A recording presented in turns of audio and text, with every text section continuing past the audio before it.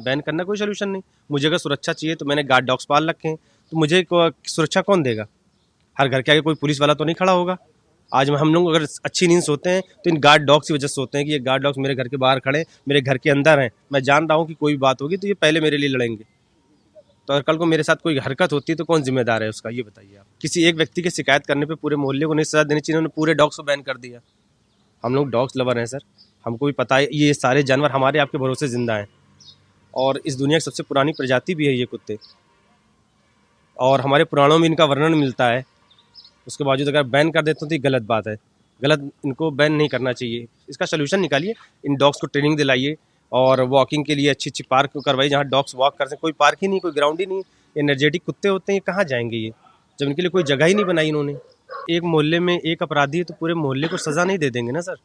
और अभी गवर्नमेंट ने, सुप्रीम कोर्ट ने एक आदेश पारित किया था 2002 में, आर्टिकल 429, 428, किसी भी डॉग्स को कहीं से हटाया नहीं जा सकता, और प्लस उनको जो ये न्यूट्रल कर रहे हैं, न्यूट्रल नहीं कर सकते हैं, सबको समान अधिकार का आदेश दिया था।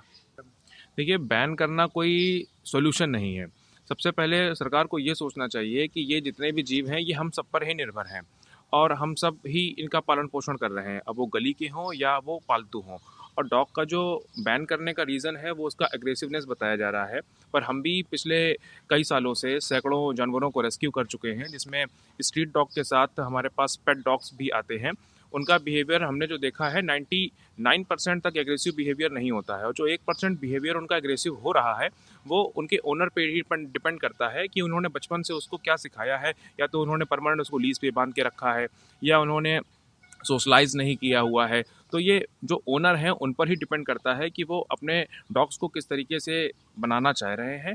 और हम भी हैं, एक साधारण से कोई इंसान है, अगर वो कितना भी सीधा हो, बार बार उसको किसी चीज़ के लिए पिंच किया जाएगा तो उसका भी बिहेवियर चेंज हो ही जाएगा।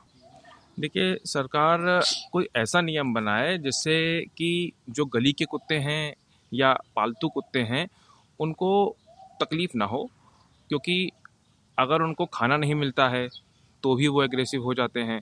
और उनका जैसे सरकार स्टरलाइजेशन करवा देती है, तो स्टरलाइजेशन करवाना भी कोई ऐसा विकल्प नहीं है कि उससे एग्रेसिवनेस चली जाएगी, क्योंकि सरकार का ये कहना है कि अगर हम डॉग का स्टरलाइजेशन कर रहे हैं तो उससे वो एग्रेसिव नहीं होते हैं, पर ये कहीं तक कोई भी विकल्प नहीं है। और मेरा तो ये मानना है कि डॉग कैसा भी हो वो हमारे ऊपर ही डिपेंड है, और हमें पूरी तरीके से उसको सोशलाइज करवाना चाहिए। जितना ज़्यादा हम डॉग को सोशलाइज कर ले जाएंगे वो उतना अच्छा हो जाएगा। आप इस डॉग को भी देख सकते हैं, ये छोटे से बच्चे के साथ नॉर्मली खड़ा हुआ है और ये इसको टच कर रहा है, जबकि ये हमारा डॉग नहीं है, और ये एक हमारे फैमिली मेम्बर्स का डॉग है, और ये बिल्कुल ही शांत स्वभाव का है। तो इसके लिए जितनी भी गवर्नमेंट तरह तरह के जो कानून बना रही है उसका उनको परिवर्तन करना चाहिए, कोई ऐसा संशोधन करके उसको ऐसा रिजल्ट दे जिससे पेट ओनर के साथ साथ जितने भी पेट हैं या स्ट्रीट डॉग्स हैं उनका एक पर्टिकुलर सॉल्यूशन निकल सके।